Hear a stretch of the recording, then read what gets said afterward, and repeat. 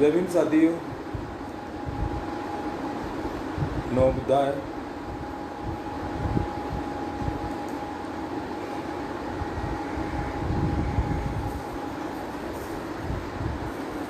विश्व शांति दूत तथागत भगवान गौतम बुद्ध, विश्व रत्न डॉक्टर बाबा साहब अम्बेडकर, क्रांति व ज्योतिबा फुले, छत्रपति शिवाजी महाराज, छत्रपति शाहू महाराज, माता रमाई, जिजाई, सावित्रीबाई फुले,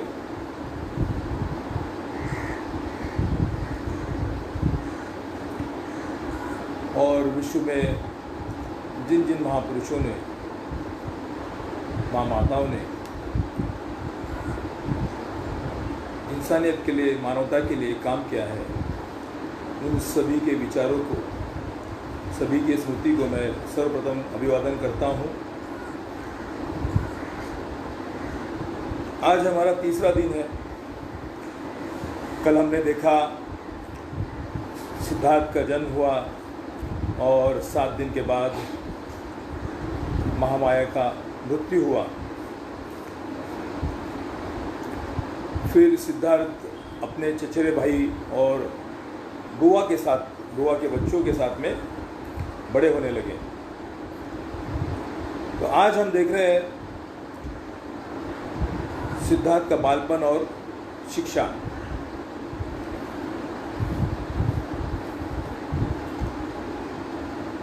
जेव्हा सिद्धार्थ बोलू चालू लागला तेव्हा शाक्य समुदायातील थोर मंडळी एकत्र बसली. त्यांनी शुद्धोधनाला सूचित केले की बालकास ग्रामदेवी अभया हिच्या मंदिरात न्यावे. जब सिद्धार्थ बात करने लगे, बोलने लगे, चलने लगे, उस वक्त वो शाक्य समाज से थे. शाक्य समाज के जो सीनियर मोस्ट लोग थे, उन्होंने कहा कि अब सिद्धोधन को कहा कि अब सिद्धार्थ को जो ग्राम देवी होती है, अभया नाम की ग्राम देवी, उसके मंदिर में ले जाया जाए.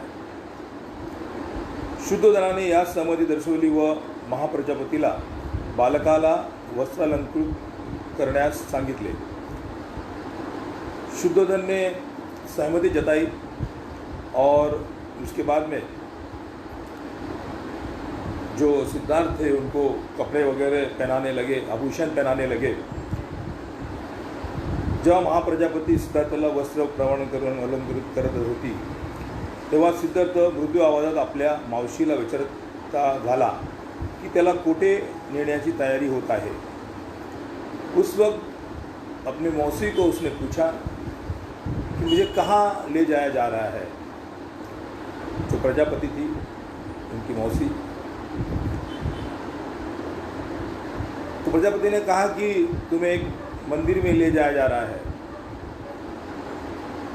तो सिद्धार्थ गौतम जो थे मन ही मन में हंसे और देखिए उनके साथ तो चल दिए, लेकिन मन ही मन में हंसे. मतलब क्या है कि उनको दूरदृष्टि पहले से रहती है. जो आगे चल के हम पढ़ेंगे आर्य अष्टांगिक मार्ग में, सम्यक स्मृति जिसे कहते हैं, सम्यक दृष्टि जिसे कहते हैं, वो जन्म से ही कहीं पुण्य करके आखिरी जन्म, जैसे हमने पढ़ा,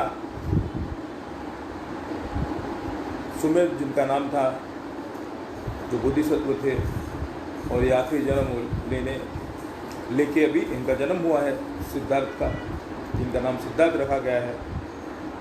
तो सम्यक दृष्टि उनकी जागरूक थी.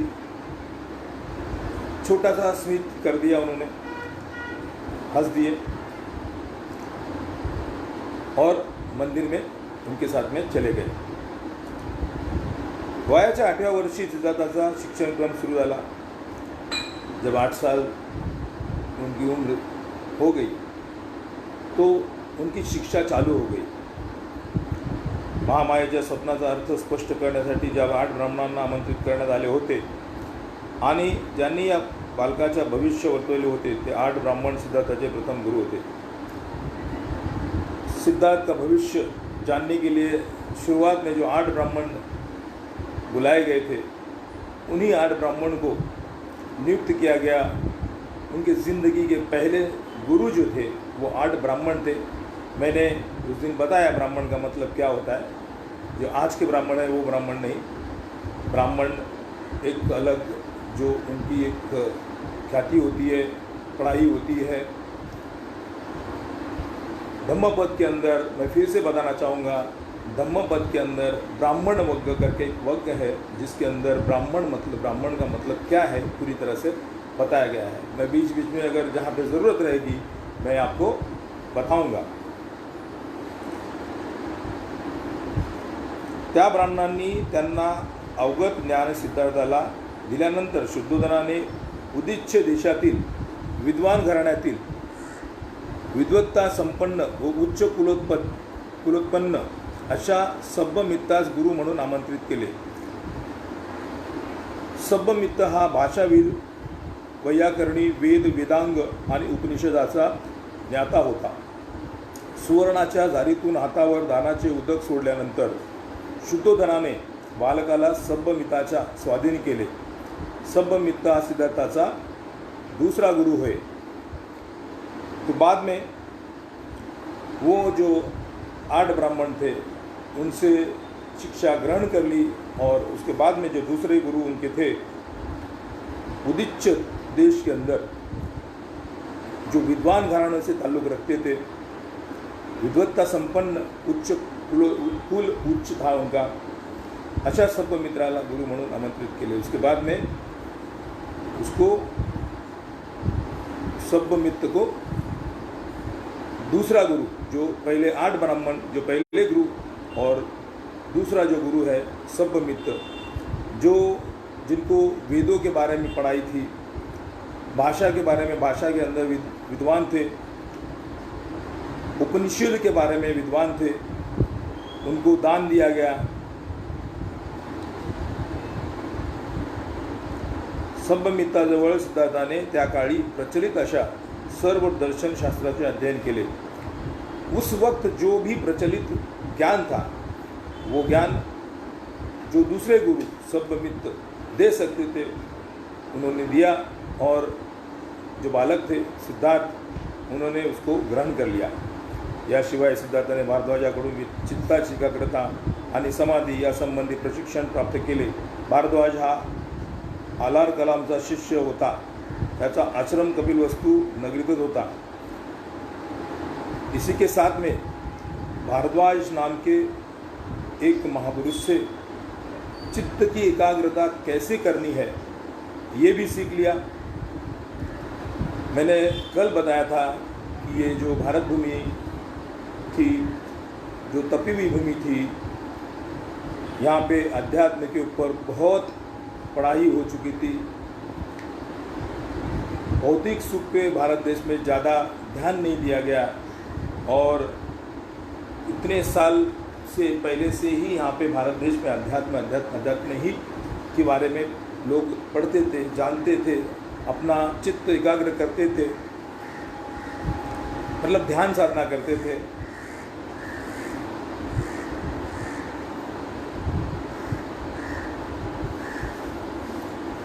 जो भारद्वाज थे उनका आश्रम वहीं पे था, कपिलवस्तु नगरी में था। आगे हम बढ़ रहे हैं 7 नंबर में, मुलाचे पाय पाळण्यात, मतलब बच्चे का जो गुण होता है जो बचपन में ही मालूम पड़ जाता है। जेव्हा जेव्हा सिद्धार्थ आपल्या पित्याच्या शेतावर जात असे तेव्हा तेव्हा काही काम नसेल तर तो एकांत स्थानी जाऊन ध्यानधारणा करण्यात मग्न होते थे। सिद्धार्थ गौतम छोटे थे जब वो खेती पे जाते थे अपने पिताजी के। मैंने बताया कि कम से कम 1000 हल चलते थे, मतलब वो किसान थे, राजा तो थे ही लेकिन किसान भी थे। तो जब सिद्धार्थ गौतम खेती में जाते थे तो वहाँ पे कोई पेड़ देख के उसके नीचे बैठ के ध्यान साधना करते थे। ऐसे ही कोई बच्चा नहीं बैठता ध्यान साधना करने। उनकी कुछ पहले से ही उसकी आराधना होती है, कुछ साथ में लेके जन्मे हुए रहते हैं। हमने देखा है कि भगवान बुद्ध, उनका आखिरी जन्म था, सुमेध जो उनके पहले बोधिसत्व थे, उन्होंने महामाया के कोख में जन्म लिया था। तो पहले से ही वो एक उच्च स्थान पे पहुँचे थे, मतलब वो बोधिसत्व हो गए थे, और ये आखिरी जन्म था। ये जन्म क्या होता है, आखिरी जन्म क्या होता है, ये जन्म मृत्यु क्या होता है, ये आगे आगे हम लोग बड़े बड़े विस्तार से देखेंगे।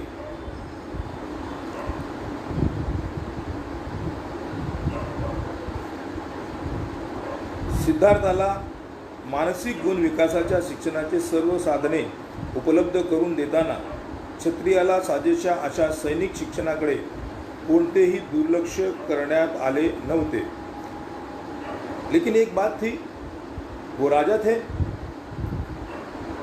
जब अध्यात्म सिखाया जा रहा था, मानसिक गुण सिखाया जा रहा था, उसी वक्त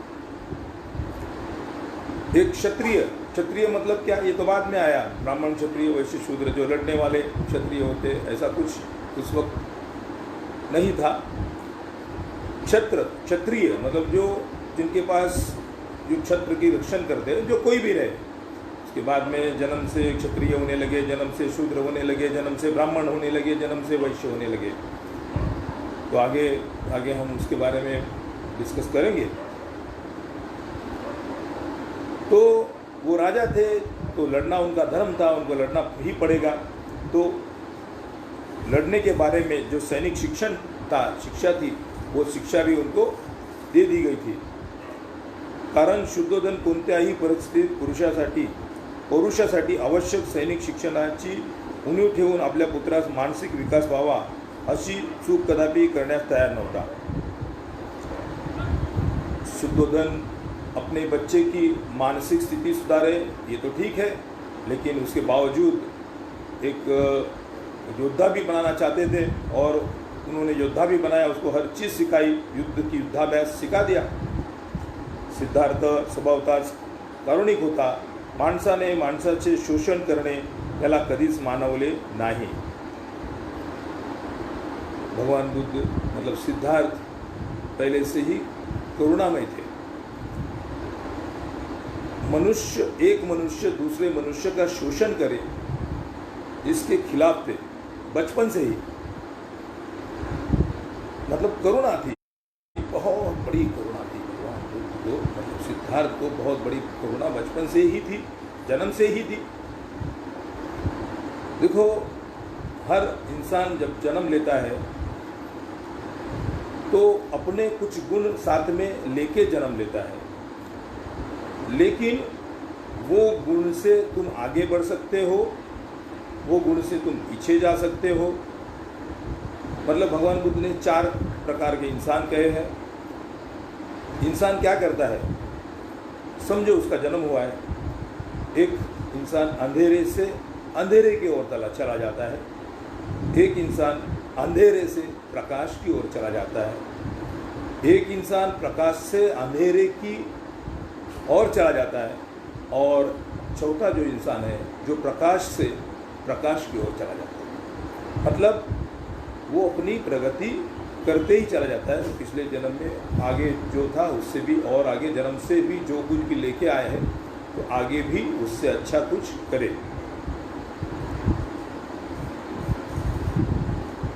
एकदा तो सवंगड्यासोबत आपल्या पित्याच्या शेतावर गेला।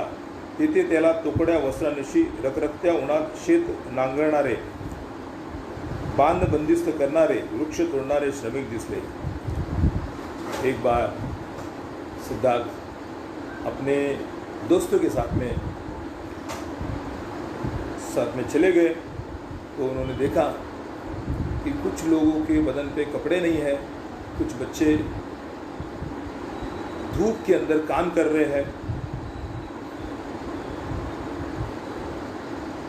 कुछ लोग पेड़ काट रहे हैं। ये देख के उनका दिल भर आया, सिद्धार्थ का दिल भर आया, उनको बुरा लगा। एक माणसाने दुसऱ्याचे शोषण करावे हे उचित आहे काय? एक इंसान किसी दूसरे इंसान का शोषण करे, क्या ये ठीक है? फिर वो सोचने लगे, क्या ये ठीक है? ऐसा सवाल उनको उनके दिल में आया और उन्होंने अपना ये सवाल अपने दोस्तों को पूछ लिया। श्रमिक जो है वो श्रम करे और स्वामी जो उसका मालिक है उसका फल लेते ही रहे, ये न्याय कैसा हो सकता है? इतनी बचपन में उन्होंने ये सवाल पूछा। काय बोलावे हे त्यांच्या मित्रांना समजलेच नाही, कारण त्यांचा जीवनाच्या परंपरागत तत्त्वज्ञानावर विश्वास होता। ते तत्त्वज्ञान म्हणजे श्रमिक सेवेसाठी जन्माला आला आहे आणि स्वामीची सेवा चाकरी करने ही त्याची नियति आहे। कुछ लोग जो होते हैं अपने विचारों से परे जाके सोचते हैं, तो लेकिन उनको उनके जो दोस्त थे उनको ये पता नहीं था। उनको इतना ही मालूम था कि कुछ लोग गुलाम होते हैं, मतलब श्रमिक होते हैं, और कुछ लोग उनके सेठ जी होते हैं, वो उनका फ़ायदा लेते हैं। उनको पता नहीं कि इसको जवाब क्या दिया जाए।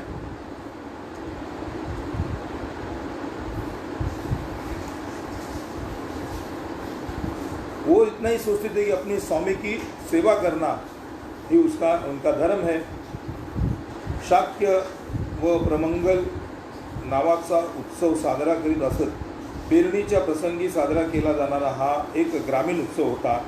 या दिवशी प्रत्येक शाक्याने स्वतःचे शेत स्वतः नांगरायचे ही प्रथा होती। या प्रथेचे पालन सर्वांना अनिवार्य होते। मैंने पीछे एक बार कहा था, पिछले एपिसोड में, प्रवचन में, कि शाक्य लोग एक फेस्टिवल सेलिब्रेट करते थे। वो फेस्टिवल सिर्फ बुआई होती है उस वक्त करते थे। वो रूल ऐसा था कि एक दिन, जो प्रथा थी, एक दिन जो मालिक है उस खेती का, जो मालिक है वो खेती का मालिक खुद हल चलाएगा, ये रूल था। सिद्धार्थ ने या प्रथेचे उत्तम पालन केले। ते स्वहस्ते आपली शेत जमीन नांगरत असे। सिद्धार्थ गौतम ने इस प्रथा का पालन किया। वो खुद ने उन्होंने वो हल चलाया। जरी सिद्धार्थ बुद्धिमान होता तरी त्याला शरीर परिश्रमाची घृणा नव्हती। सिद्धार्थ बुद्धिमान तो थे, राजा के बेटे थे, लेकिन श्रम करने से शर्म नहीं आती थी उन्हें। श्रम करने से कोई परहेज नहीं था उन्हें। तो क्षत्रिय कुलोत्पत्त होता, त्याला धनुर्विद्या अवगत होती, अन्य शस्त्रविद्येत तो प्रवीण होता, तरी त्याला अकारण प्राणी मात्रांना ठार करणे आवडत नव्हते। वो क्षत्रिय तो थे, वो हर विद्या में पारंगत थे, शस्त्र विद्या, धनुर्विद्या, उसके बावजूद भी वो किसी भी प्राणी मात्रा को मारने में रुचि नहीं लेते थे। उन्हें अच्छा नहीं लगता था। तो मृगया दलासोबत मृगसेस शिकारी जाण्यास नकार देत असे। वो शिकार को जाने के लिए नकार देते नहीं जाते थे। त्याचे मित्र त्याला म्हणत असत, तुला वाघाची भीती वाटते? व्यंग दाखवीत तो म्हणत असे, मला माहीत आहे तुम्ही वाघाची मृगया करणार नाही, तुम्ही निर्पद्रवी अशा मृगाची सशाची मृगया करणार आहात। तो उनके दोस्त पूछते थे, क्या तुम शेर को डरते हो? सिद्धार्थ गौतम उनको जवाब देते थे, मुझे पता है तुम इतने शूरवीर तो नहीं हो कि तुम किसी शेर की शिकार करोगे, तुम मारोगे किसको? खरगोश को मारोगे या जो निरुपद्रवी प्राणी है उसको मारोगे? त्याचे मित्र म्हणत, हवं तर तू मृगयेत सहभागी होऊ नकोस, पण तुझे मित्र कसा अचूक लक्ष करतात निदान ते तरी पाहायला तू ये. अशी निमंत्रणे सिद्धार्थाला नाकारीत असे. तो म्हणे, मला गरीब निरुपद्रवी प्राण्यांची हत्या होताना पाहणे आवडत नाही. उनके दोस्त कहते थे, तू शिकार मत कर, लेकिन हम कैसे शिकार करते वो तो देख, हमारा निशाना कितना सटीक है ये देखने के लिए तो आ जा. तो सिद्धार्थ जी उनको जवाब देते थे कि ये भी मुझे नहीं अच्छा लगता है, आप किसी प्राणी की हत्या करें और मैं देखता रहूं, मुझे अच्छा नहीं लगेगा. तो नहीं जाते थे उनके साथ में. सिद्धार्थाच्या या आणि अशा प्रवृत्तीविषयी प्रजापती गौतमीला खूप चिंता वाटत.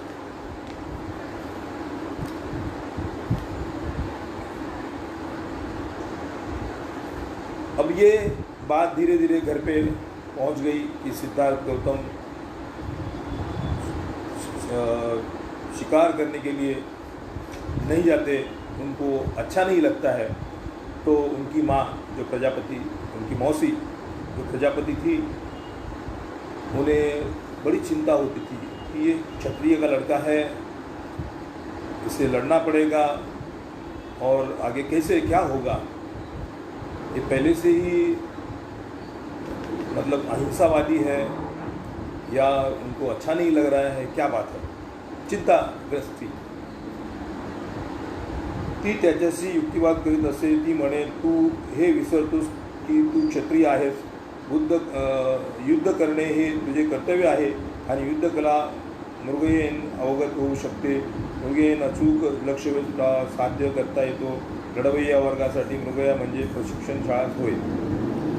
तो माता प्रजापति उनको पूछती थी कि तुझे ज्ञात होना चाहिए कि तू एक क्षत्रिय है और तुझे लड़ना होगा और लड़ने के लिए जंगल में जाना पड़ेगा. शिकार करने के लिए अगर तू शिकार अच्छी तरह करेगा तो तेरी प्रैक्टिस होगी.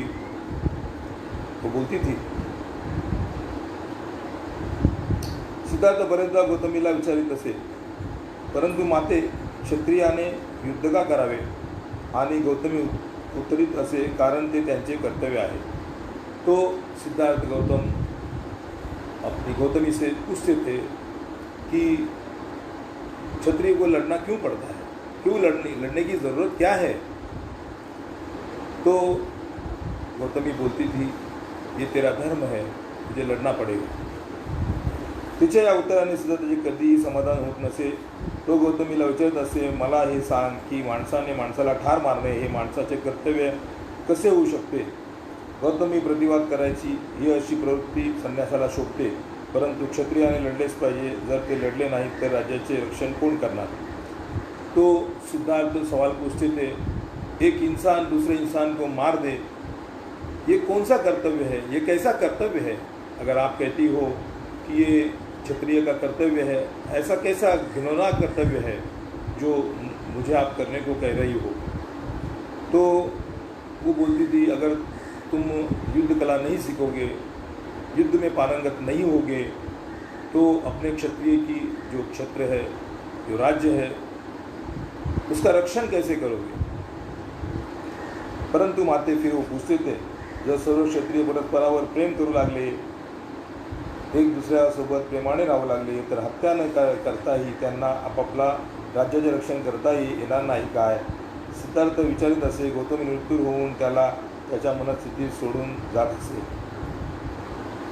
सिद्धार्थ फिर पूछते थे, क्या लड़ना ज़रूरी है. अगर हर राजा अपने अपने क्षत्रिय का रक्षण करे, एक दूसरे से अच्छे रहे, प्यार मोहब्बत से रहे, एक दूसरे की हत्या करने की क्या ज़रूरत है फिर. तो ये सुन के गौतमी चुप रह जाती थी. उसके पास कोई भी जवाब नहीं रहता था. ध्यान धारणेत सहभागी होण्यासाठी तो आपल्या विशिष्ट मित्रांना प्रेरित करीत असे. तो त्यांना ध्यानासाठी योग्य प्रकारे आसने मांडण्यास शिकवित असे. विशिष्ट विषयावर चित्त केंद्रित करण्याचे धडे तो त्यांना देत असे. तो त्यांना निवडक विचारावर लक्ष केंद्रित करण्याचा उपदेश देत असे. मी सुखी हो, माझे गुणगोत्र सुखी होवोत, सर्व प्राणी मात्र सुखी होवोत. सिद्धार्थ गौतम अपने दोस्तों को ध्यान कैसे करने, ध्यान किस तरह करते हैं वो उस वक्त सिखाते थे. और उसके बाद में जो विपश्यना के बाद में हम मंगल मैत्री करते हैं, सबका मंगल हो, वो मंगल मैत्री, सब सुखी हो, सबका गुणगोत्र मतलब सब उनकी जो जितनी भी फैमिली है वो सबका मंगल हो, ऐसा मंगल मैत्री उनको सिखाते थे अपने दोस्त को. लेकिन उनके दोस्त जो थे वो सिद्धार्थ पे हंसते थे. ऐसा ही होता है दोस्तों, कभी कुछ तुम अच्छा बताने जाते हो, लोग अपने पे हंसते हैं. वो तब से लेके आज तक चल रहा है. कभी कभी तो जो धर्म के बारे में बताते हैं, मूवमेंट के बारे में बताते हैं, कुछ लोग उन पे इतने हंसते हैं कि ये गधा है, इसको अक्ल नहीं है, ये हमको सिखा रहा है. उनको लगता है कि जो उनके आजू बाजू में उनको जो ज्ञान प्राप्त हुआ है वो ही सबसे बड़ा ज्ञान है, वो ही सबसे, सिर्फ खाना, सोना और जीना और जी के मर जाना, इतनी ही उनको ज़िंदगी बड़ी लगती है कि यही ज़िंदगी का नाम ये है, इसके आगे ज़िंदगी कुछ है नहीं. लेकिन हमें अब ये सोचना चाहिए, हम इंसान हैं, हम मनुष्य प्राणी हैं, हमारे पास सत्सद्विवेक बुद्धि है. इस सत्सद्विवेक बुद्धि के आधार पे हम अच्छा बुरा सही गलत सब सोच सकते हैं. हम कोई जानवर नहीं, कोई प्राणी नहीं है. हमें बुद्धि है, हमें सोचने की क्षमता है. इसीलिए हर प्राणी से हम हटके हैं, हम ज्ञानी हैं, हमें सोचने की क्षमता है.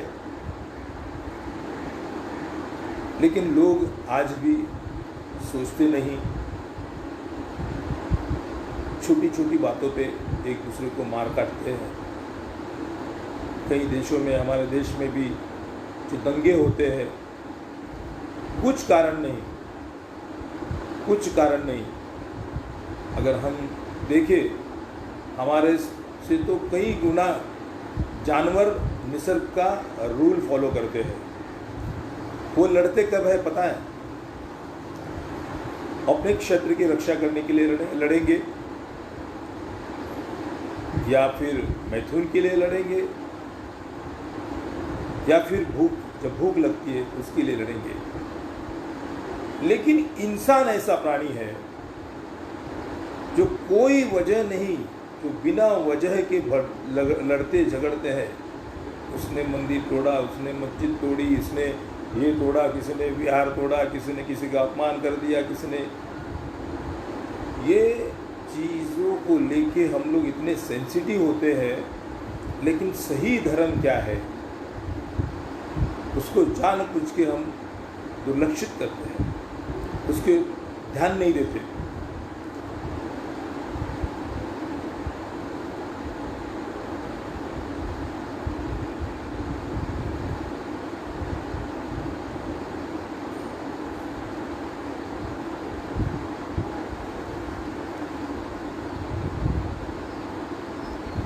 उनके दोस्त ध्यान के लिए तो बैठते थे, लेकिन ध्यान पे बैठ के उनको शिकार दिखता था, कभी अच्छा खाना दिखता था, कभी और कुछ दिखता था. त्यांच्या मातापित्याला त्यांचा हा समाधीकडे कल आवडत नसे. त्यांना ही प्रवृत्ती क्षत्रियाच्या जीवनाशी विरोधी आहे असे वाटे. उनके जो पिताजी थे सिद्धोधन प्रजापति माता, उनको चिंता हो रही थी कि दिन ब दिन ये क्षत्रियों के विपरीत काम कर रहा है.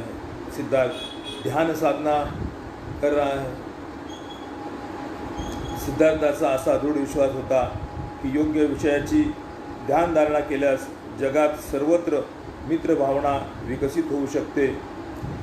सिद्धार्थ एक अलग विचारधारा लेके ही पैदा हुए थे. जो विचारधारा क्या थी? सही विषय पे ध्यान धारणा अगर तुम करोगे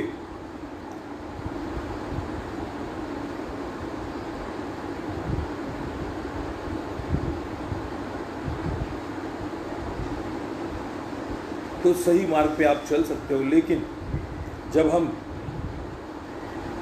सृष्टि विषय मतलब जीवन जो सृष्टि है वो सृष्टि के बारे में, प्राणी मात्र के बारे में जब सोचते हैं तो दिल के अंदर एक दूसरे के बारे में घृणा उत्पन्न हो जाती है। हम किसी को मोहब्बत करते हो और किसी को घृणा करते हैं। हम लोग जो पालतू जानवर है उससे मानव को अलग करते हैं। हम प्राणी से दूसरे प्राणी से अलग अलग कर देख के सोचते हैं।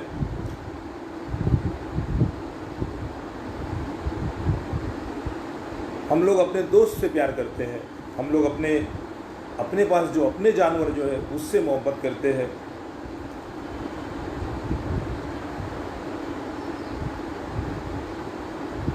हम शत्रु की घृणा करते हैं।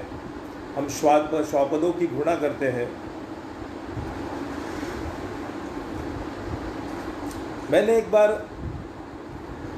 एक भाषण में मैंने कहा था कि कुछ लोग इस महाराष्ट्र में कहते हैं जय महाराष्ट्र। अभी जबकि हम इस देश के रहवासी हैं और जिस वक्त हम जय महाराष्ट्र कहते हैं, देखिए यहाँ पे एक मानसिकता है।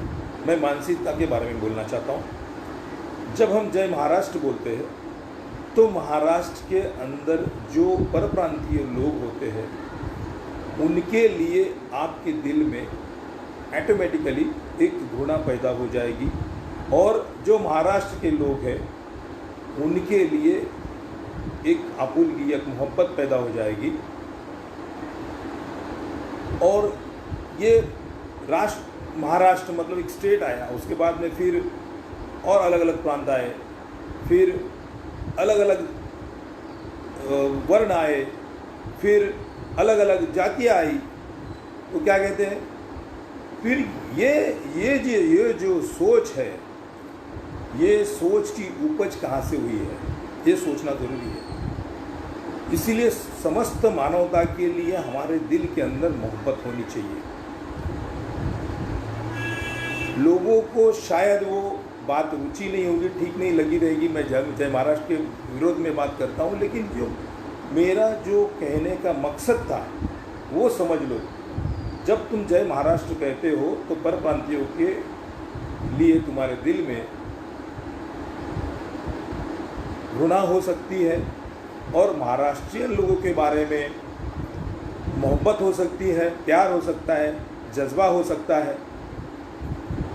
ये मानसिकता, ये विचारों की ये विचार है, ये बहुत महत्वपूर्ण विचार है। फिर उसी तरह धीरे धीरे जाति तक आते हैं और फिर निचली जाति वाले जो भी है, कोई भी जाति वाले लोग हैं वो फिर मराठी में कहते हैं एपी बोले तो आपल्यापैकी, डीपी बोले तो दूसऱ्यापैकी, जो दूसरा है शॉर्टकट में बातें बनाते हैं। एपी, अरे कौन है भाई, ये एपी है, एपी बोले तो अपने पैकी, डीपी दूसरा पैकी, शॉर्ट में बोलते हैं दूसरा पैकी। और जाति के बारे में भी बातें करते हैं। ये कौन है, अरे एमआर है, एमआर बोले तो मार, दूसरे को बोले और वो कौन है, अरे वो तो एमजी है, मातंग। फिर तीसरे को बोलेगी अरे वो तो सीआर है, चमार।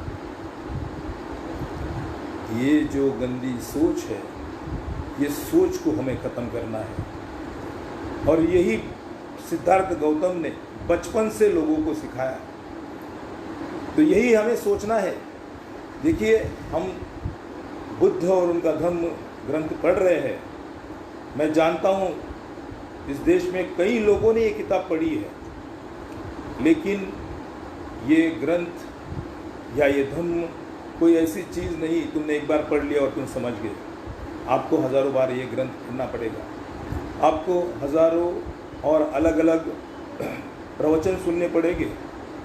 और कई किताबें हैं बुद्धिज़्म में, बहुत बड़ा वास्ट, सबसे बड़ा धर्म, जो सबसे बड़ा वाङ्मय अगर दुनिया में कोई रहेगा तो वो बुद्धिज़्म के अंदर है। क्योंकि मैंने उस दिन बताया हमारे प्रश्न ही इतने गहन हैं। और बुद्ध धम्म मैं रोज़ बताऊंगा, बुद्ध धम्म दुख मुक्ति का मार्ग है। ये बॉटम लाइन लेके चलो, हर वक्त यही सोचो, बुद्ध धम्म दुख मुक्ति का मार्ग है। 101% आपको दुख मुक्त मिलेगा, दुख मुक्त हो जाएंगे। त्याचे बालपण हे अत्यंत करुणामय होते। उनका बचपन बहुत ही करुणामय चला गया, करुणामय था। एकदा तो आपल्या पित्याच्या शेतावर गेला, मध्यसमयी झाडाखाली विश्राम करताना तो असं मतामध्ये शांती व सौंदर्याचा आस्वाद घेत होता। अशा स्थितीत तो बसला असताना नेमका त्याच्या उड्यात आकाशातून एक पक्षी येऊन पडला। एक बार अपने पिता के साथ में खेती में चला गया और शांत बैठा हुआ था। उसी वक्त एक पंछी उनके सामने आके गिर गया। वो पंछी जख्मी था, वो पंछी को बाण लगा हुआ था, तीर लगा हुआ था और वो तड़प रहा था। सिद्धार्थ भागते गया, उस पंछी को उठाया और धीरे से उसने उसका जो तीर लगा हुआ था वो निकाल दिया। वो जख्म थी, उसके ऊपर उपचार किया, उसको मरहम लगाया, उसको पानी पिलाया।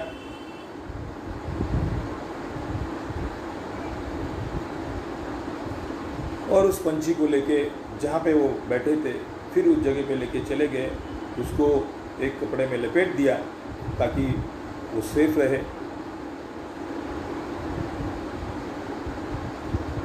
और सिद्धार्थ गौतम सोचने लगे कि ये निरपराध पक्षी को किसने मारा होगा। उसी वक्त उनका जो बुआ का लड़का था, जो देवदत्त,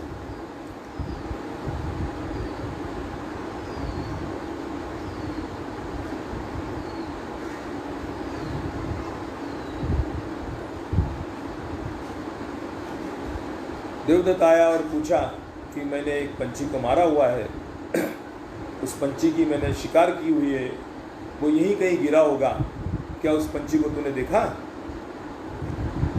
जो बुआ का लड़का था देवदत्त, ये नाम बड़ा महत्वपूर्ण है।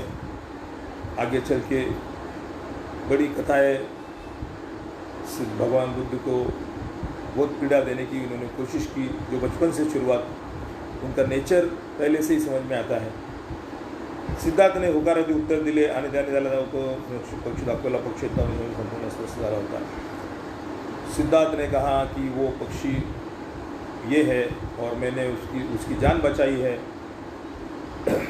वो अभी वो पंछी अभी अच्छा हुआ था, ये ठीक था, उसको अच्छा लग रहा था।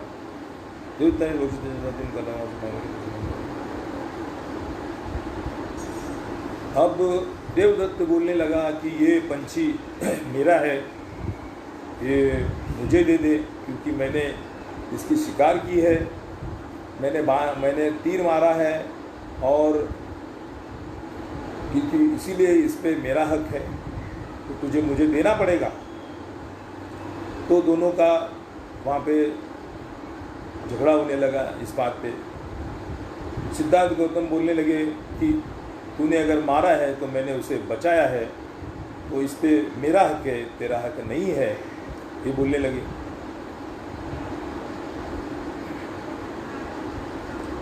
तो कभी देवदत्त बोलते हैं जो मारने वाला है वो उसका स्वामी होता है, तो सिद्धार्थ गौतम बोलते हैं जो बचाने वाला है वो उसका स्वामी होता है।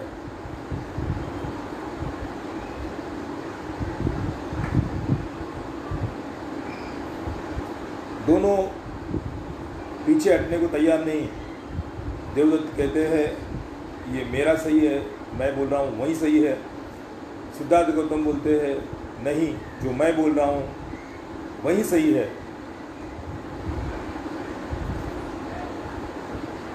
तो एक मीडिएटर के पास चले गए, जिसे लवाद कहते हैं, लवाद के पास चले गए और उन्होंने बताया कि ये देवदत्त ने कहा कि इस पंछी को मैंने मारा है, तो ये पंछी पे हक मेरा है। तो सिद्धार्थ गौतम ने कहा कि इस पंछी को मैंने बचाया है, तो इस पे हक मेरा है। तो जो मीडिएटर था, जो लवाद था, उसने कहा कि सिद्धार्थ जो बोल रहे हैं वो सही है, क्योंकि मारने वाले से बचाने वाला श्रेष्ठ होता है। उस वक्त से उनका शत्रुत्व शुरू हुआ। देखो, बुरा इंसान तो बुरा ही होता है, वो बुरा करते चले जाता है, लेकिन उसे ये समझ में नहीं आता है कि मैं ये बुरा है। उसको वो लगता है कि वही सही है, मैं जो कर रहा हूँ वही सही है। सिद्धार्थ ने जो किया वो गलत किया। मेरा अधिकार था, उस पंछी के ऊपर मेरा अधिकार था, और ये पंछी उसको सिद्धार्थ को मिल गया। तो उस वक्त से उनका शत्रुत्व चालू हुआ।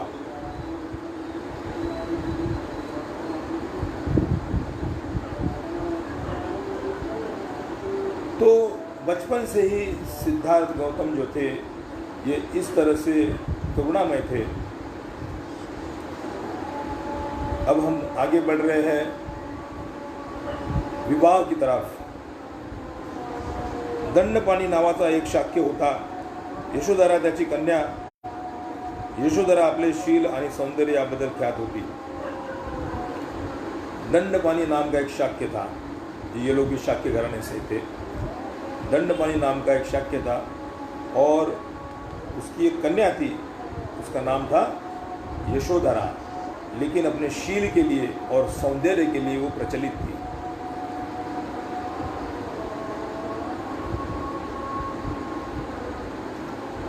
उसकी उम्र 16 साल थी। उस वक्त दंडपाणी अपने लड़की के बारे में, शादी के बारे में सोचने लगे। प्रथेप्रमाणे दंडपाणीने आपल्या आसपासच्या राज्यात कन्येच्या स्वयंवरात निमंत्रण पाठवली। उस वक्त कुछ अलग अलग प्रथाएं थी।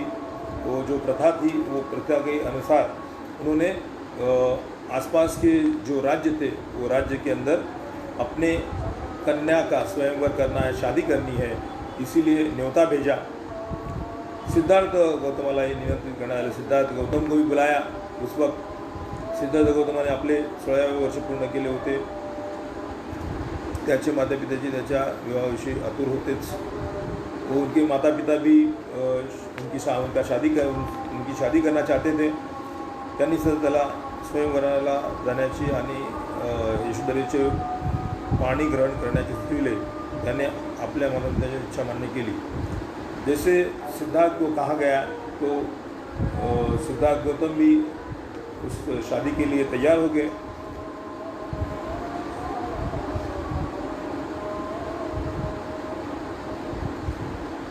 जितने भी युवा वहाँ पे आए हुए थे, उसके अंदर जो यशोधरा जो थी, उन्होंने सिद्धार्थ गौतम के गले में माला डाल दी।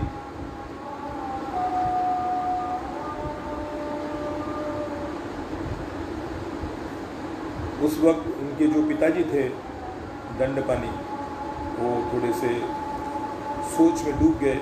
उनको वो वर कुछ ठीक नहीं लगा, मतलब सिद्धार्थ कुछ ठीक नहीं लगा।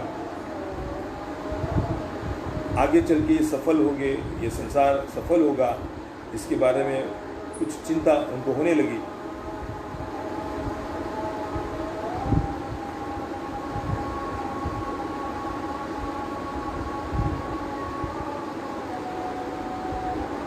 दंडपाणी को ये पता था कि ये सिद्धार्थ जो है वो साधु सन्यासी के, उनको साधु सन्यासी को महत्व देते हैं, ध्यान साधना में महत्व देते हैं। तो उनको शंका थी कि आगे चल के ये इनका संसार सफल होगा या नहीं होगा।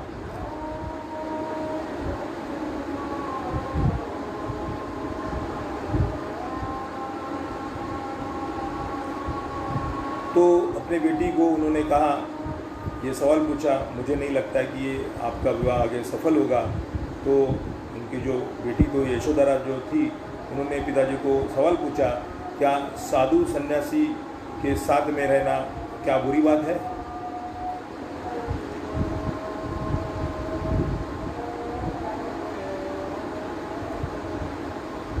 उन्होंने कहा, मैं गौतम के सिवा या सिद्धार्थ के सिवा मैं किसी से भी शादी नहीं करूंगी।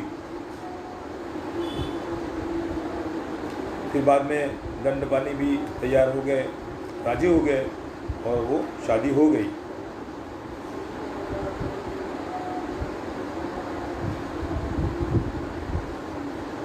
लेकिन उस वक्त जो सिद्धार्थ गौतम के साथ में जो प्रतिस्पर्धी थे, उनको बहुत गुस्सा आया कि उनको नापसंद करके ये यशोधरा ने सिद्धार्थ को कैसे पसंद कर दिया।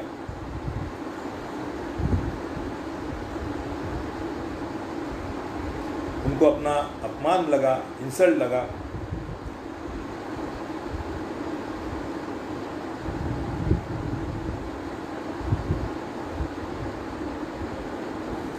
तो उनका कहना ये था कि अगर शादी करनी है तो कोई ना कोई एक परीक्षा आयोजित करनी चाहिए थी। जो कोई भी परीक्षा, जब उस वक्त एक प्रथा चलती थी, हमने कई कहानी में सुना रहेगा, पढ़ा रहेगा कि शादी के वक्त कुछ ना कुछ परीक्षा होती थी। लेकिन उस वक्त तो कोई परीक्षा नहीं ली गई थी, इसीलिए उनको अपमान लगा। जो प्रतिस्पर्धी थे और भी शादी के लिए आए हुए थे, राजकुमार थे, उनको गुस्सा आया। तो उन्होंने एक सवाल खड़ा कर दिया कि ये शादी के लिए कोई ना कोई तो परीक्षा होनी चाहिए।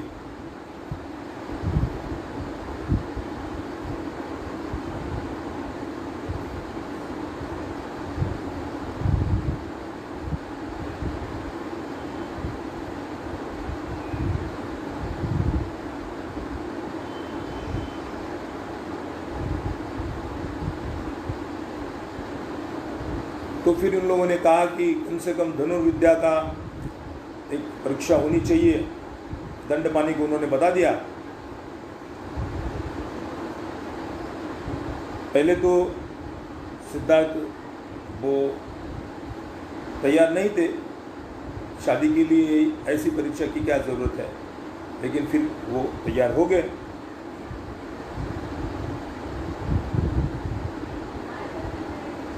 फिर सिद्धार्थ गौतम भी तैयार हो गए और उन्होंने कहा कि अगर आप कहते हो कि ऐसी परीक्षा मुझे देनी पड़ेगी तो मैं देने के लिए तैयार हूँ।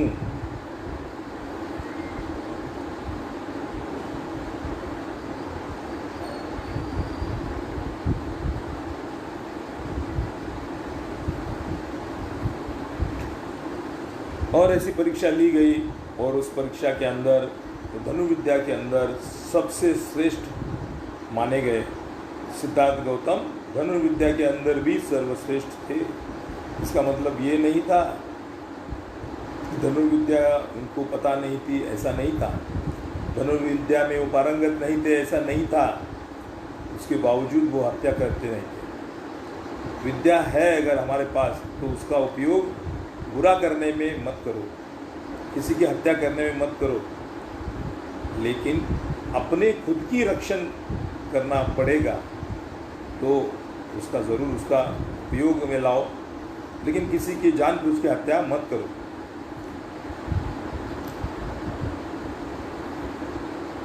सिद्धार्थ की शादी हुई, कई साल बीत गए। उसके बाद में उनको एक पुत्र रत्न का लाभ हुआ और उस पुत्र का नाम रखा राहुल।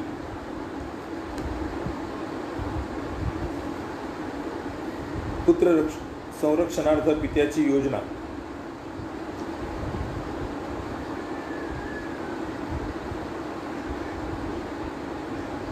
अब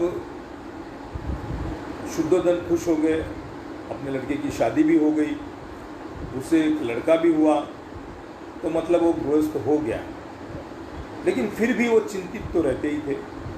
गृहस्थ तो हुआ है, लेकिन गृहस्थ होने के बावजूद भी कहीं उनका ध्यान विचलित न हो जाए, वो कहीं सन्यासी न बन जाए, वो कहीं गृहत्याग करके न चले जाए। इसीलिए उन्होंने कई ऐसे योजनाएं बनाए शुद्धोधन ने, जो सिद्धार्थ गौतम को अपना राज्यपाट छोड़ के कहीं जाने के दिल में भी नहीं आवे।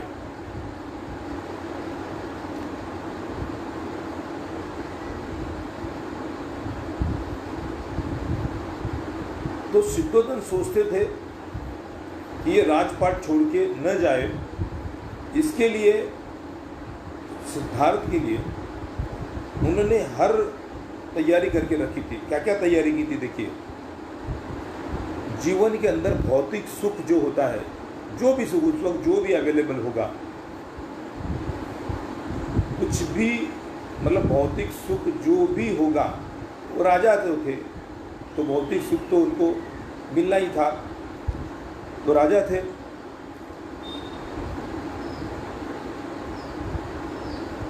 तो उन्होंने क्या क्या किया, अपने पुत्र के लिए 3 विलास प्रसाद बांध ले, मतलब 3 ऐसे महल बनाए। सिद्धार्थ गौतम को मेरा भाग्य सौभाग्य या अच्छी बात है कि मैं ये तीनों जगह में जाके देख के आया हूँ। मैं आपको बाद में हर जगह के फोटोज़ शेयर करूँगा। एक ग्रीष्म ऋतु करिता, दूसरा वर्षा ऋतु करिता, तब तीसरा शीत ऋतु करिता। हर 3 ऋतु जो होते हैं, तो तीनों ऋतु के अंदर एक एक अलग अलग एक बंगलो बनाए। ये 3 ही विलास प्रसाद अमोद प्रमोद आणि भोगविलासी भावनांना भडकविणाऱ्या साधन प्रसाधनांनी युक्त होते। शुद्धोधन चाहते थे कि किसी भी हालत में सिद्धार्थ गौतम ये राजपाट छोड़ के गृहत्याग ना करे, क्योंकि उनको पता था भविष्यवाणी क्या है। अगर ये संसार त्याग नहीं करता है तो चक्रवर्ती सम्राट बनेगा। शुद्धोधन को ये सही लग रहा था कि सम्राट बने, लेकिन राजपाट छोड़ के सन्यासी ना बने। लेकिन शुद्धोधन को इसको पता नहीं था। ऐसे कई सम्राट बने और ख़त्म हो गए, लेकिन आज 2500 साल हो गए। 2500 साल हो गए, भगवान बुद्ध को दुनिया भूल नहीं पाई। भौतिक सुख जिन जिन लोगों ने, जहाँ पे हम लोग बैठे हैं, ये मोबाइल चल रहा है, ये लाइट, ये बिजली चल रही है, गाड़ियाँ चल रही है, प्लेन उड़ रहा है, जिन्होंने इसकी खोज की है, उसकी कोई पूजा नहीं करते। भगवान बुद्ध की ही पूजा की जाती है। तो सोच लो, भौतिक सुख महत्वपूर्ण नहीं होता है। भौतिक सुख से कहीं ज़्यादा अध्यात्म का सुख, वो सबसे बड़ा सुख होता है। वो जब से इंसान बना है तब से लेके आज, और आज से लेके जब तक ये दुनिया रहेगी, तब तक वही सुख सबसे बड़ा सुख होगा। भौतिक सुख के कोई मायने नहीं होते। भौतिक सुख जिन्होंने जिसकी खोज की है, प्लेन बनाए, ट्रेन बनाया, बिजली बनाई, और जो मोबाइल से हम लोग बात कर रहे हैं, इसकी जिन लोगों ने खोज की है, उनके नाम 99% लोगों को पता नहीं है। लेकिन भगवान बुद्ध ने इंसान से, इंसान के साथ में कैसा जीना है, सच्चा धर्म क्या होता है, धम्म क्या होता है, सदाचार का जीवन क्या होता है, ये दुनिया को सिखाया। इसीलिए आज पूरा विश्व, पूरी दुनिया भगवान बुद्ध को एक अलग नज़र से देखते हैं। आज कहीं भी जाओ, कहीं दुनिया में कहीं भी जाओ, बाबा साहब अम्बेडकर बोलते थे, दुनिया में कहीं भी कितने भी भगवान के स्टैचू रखो और भगवान बुद्ध के स्टैचू रखो, चंद मिनटों में भगवान बुद्ध के हर स्टैचू, हर मूर्ति बिक जाएगी। ये कौन सी महिमा है? इसीलिए मराठी में कहते हैं युद्ध नको बुद्ध हवा। इस दुनिया को युद्ध नहीं चाहिए, इस दुनिया को बुद्ध चाहिए, बुद्ध की ज़रूरत है। जब जब लोग जैसे जैसे भगवान बुद्ध को समझते जाएंगे, जो धम्म चक्र प्रवर्तन फिर से चला हुआ है, अब जो चला हुआ है 2500 साल के बाद में जो चलने वाला था, जो डॉक्टर बाबा साहब अम्बेडकर ने इस देश से चलाया हुआ है, और यहाँ से फिर जो शुरू होगा, तो पूरी दुनिया के अंदर वो राज करेगा।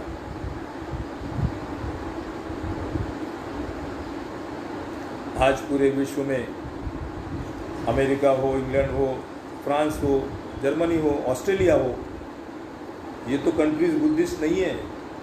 इसके बावजूद भी हॉलीवुड देखिए आप, हॉलीवुड में सबसे ज़्यादा लोग बुद्धिस्ट आपको नज़र आएंगे।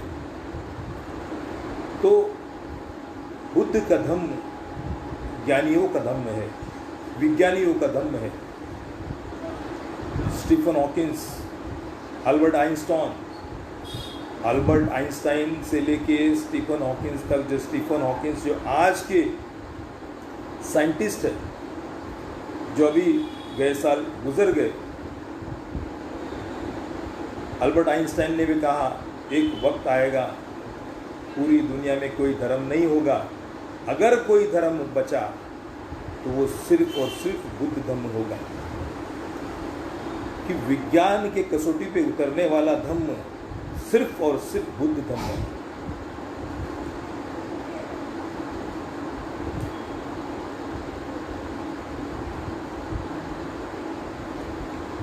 तो देवदत्त, माफ कीजिए, तो उनके जो पिताजी थे सिद्धार्थ गौतम के लिए ऐसी योजनाएं बना के रखे, 3 राजवाड़े बना के रखे कि भगवान बुद्ध के दिल में कहीं भी कुछ भी आना नहीं चाहिए, वो गृहत्याग नहीं करने चाहिए। तो शुद्धोधन को ये पता नहीं था कि अपना बेटा गृहत्याग करके चला भी जाएगा, लेकिन आगे चल के ये पूरी विश्व में, पूरी दुनिया में इसका धर्म का पालन करेंगे लोग।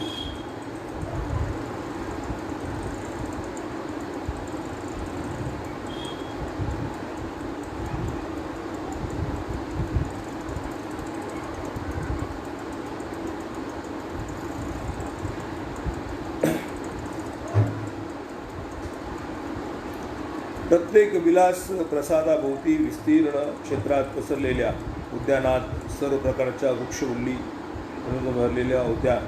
राजाने आपल्या पुरोहित दुधाचे याचे विचार विनिमय करून आपल्या पुत्रासाठी अनेक सुंदर युवतींनी युक्त अशा अंतपुराची व्यवस्था करण्याचा निर्णय घेतला। राजा था और पिताजी था, सबसे बड़ी बात उनकी भविष्यवाणी का डर था, सताता था। तो अपने जो पुरोहित थे उनसे विचार विनिमय किया, और विचार विनिमय के बाद में ऐसी कई महिलाएं जो युवतियाँ नियुक्त कर दी भगवान बुद्ध को प्रलोभित करने के लिए। त्या सोनशिनी राजपुत्राला भौतिक सुखात भोगविलासात गुंतवण्याचा आपला हेतू कशा प्रकारे पूर्ण करावा यासाठी उदाईने त्यांना मार्गदर्शन करावे असे राजाने सुचविले। अंतपुरातील सर्व मुलींना एकत्र बोलावून उदाईन प्रथम त्यांच्या राजपुत्राला कसे वश करावे त्यांचा मंत्र दिला। जो उदाईन थी उसने जो लड़कियां थी उनको बताया कि राजपुत्र को कैसे वश में किया जाए, मतलब कि राजपुत्र को किस तरह पागल किया जाए ताकि ये अपना गृहत्याग नहीं कर पाए।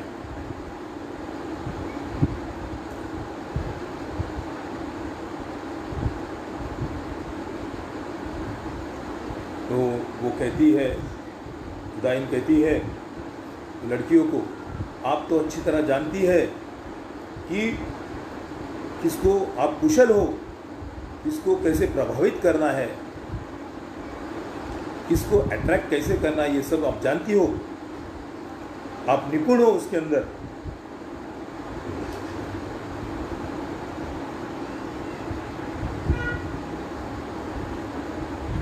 आपके पास इतनी निपुणता है कि आप सन्यासी को भी वश में कर सकती हो। ये तो गृहस्थ है,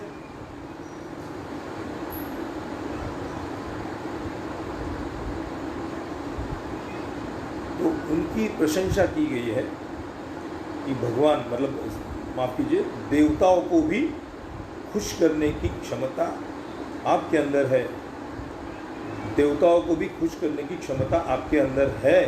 तो आप ये तो गृहस्थ, ये सिद्धार्थ तो गृहस्थ है, सन्यासी को भी आप खुश कर सकते हो।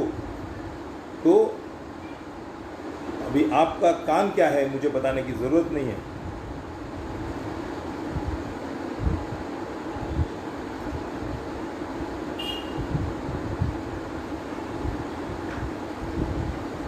जब तुम देवता को खुश कर सकते हो, सन्यासी को खुश कर सकते हो, तो ये तो गृहस्थ है, इसको खुश करने में क्या बहुत बड़ी बात नहीं है आपके लिए। आपापल्या कलेत तुम्ही एवढ्या निष्णात आहात की राजपुत्राच्या आपल्या मोहपाशात बांधणे, त्याला भुरळ पाडणे, त्याला यौवनानुरूप सौंदर्याचा दास बनवणे तुमच्या आटोक्याच्या बाहेर नसणार आहे। आप इतने इसके अंदर ट्रेंड हो, प्रचलित हो, तो आपको सिद्धार्थ को आपके पीछे मतलब पागल करने में आप कोई भी कसर नहीं छोड़ोगे। ये एक पिताजी थे, उनके जो पिताजी थे शुद्धोदन, उनका डर था कि किसी भी हालत में सिद्धार्थ गौतम को गृहत्याग नहीं करना पड़े, ये इसीलिए कोशिश थी उनकी। लज्जा संतोषाची नज़र खाली करणे, नवपरिणीती वधूलाच शोभा देते तुम्हाला नवे। मतलब जो लड़कियां गठित की गई थी उनको लज्जा नाम की कोई चीज़ नहीं थी। एक पुरुष को आकर्षित करने के लिए उनके पास हर गुण थे, हर गुण संपन्न थी वो लड़कियां, वो महिलाएं। हा वीर जरी आपल्या ऐश्वर्य संपन्न तेजाने महान असला तरी स्त्री शक्ती महान आहे आणि हाच तुमचा संकल्प असला पाहिजे। ये वीर अगर ऐश्वर्य है, ये वीर के पास ऐश्वर्य है, लेकिन स्त्री शक्ति सबसे महान है। देखो कुछ लोगों की सोच होती है, वो उनको लगता है कि इस सोच से हम किसी को भी वश कर सकते हैं, तो सिद्धार्थ को वश करना है। पुरातन काळी देवतांनीही ज्यावर विजय प्राप्त करणे अशक्य होते, अशा संन्याशाला काशीच्या एका सौंदर्यवती गणिकेने पथभ्रष्ट केले व आपल्या चरणाशी लुडून घेण्यास भाग पडले।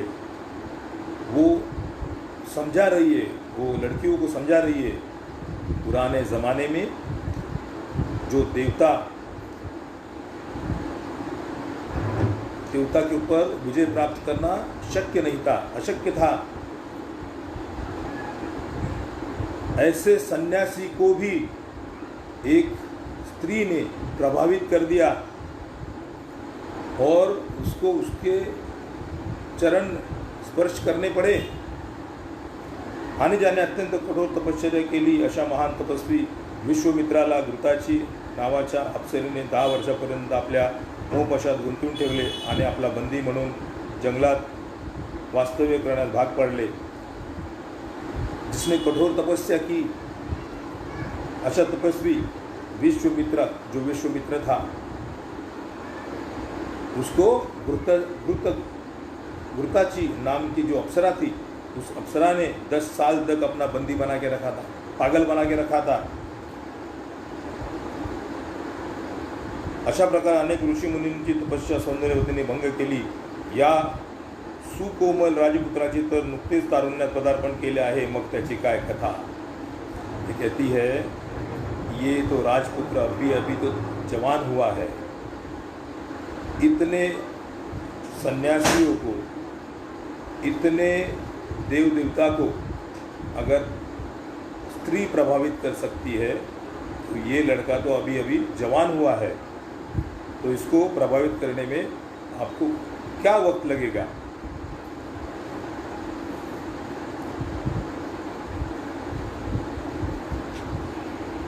अशा प्रकारे अनेक ऋषीमुनींनी तपस्या सौंदर्यवतींनी भंग केली। या सुकोमल राजपुत्राची तर नुकतीच तारुण्यात सत्य असे आहे, करिता राजघराण्याची वंशपरंपरा खंडित होऊ नये म्हणून तुम्ही धैर्याने आपली सर्व शक्ती पणाला लावली पाहिजे। सामान्य स्त्रीने सामान्य पुरुषाला वश करावे, यात नवल ते काय, परंतु ती स्त्री धन्य आहे, ती जी श्रेष्ठ आहे, कठोर असाधारण असामान्य पुरुषाला वश करू शकते। तो बस सिद्धार्थ को वश करने के लिए ये पूरा चैप्टर ख़त्म हुआ 9। अभी कल से हम 10 नंबर चॅप्टर चालू करेंगे। राजपुत्राला वश करण्यात थोडीशी असफल ठरल्या, ये विश्लेषण मैं कल ही करूँगा। तब तक के लिए जय भीम, जय भारत।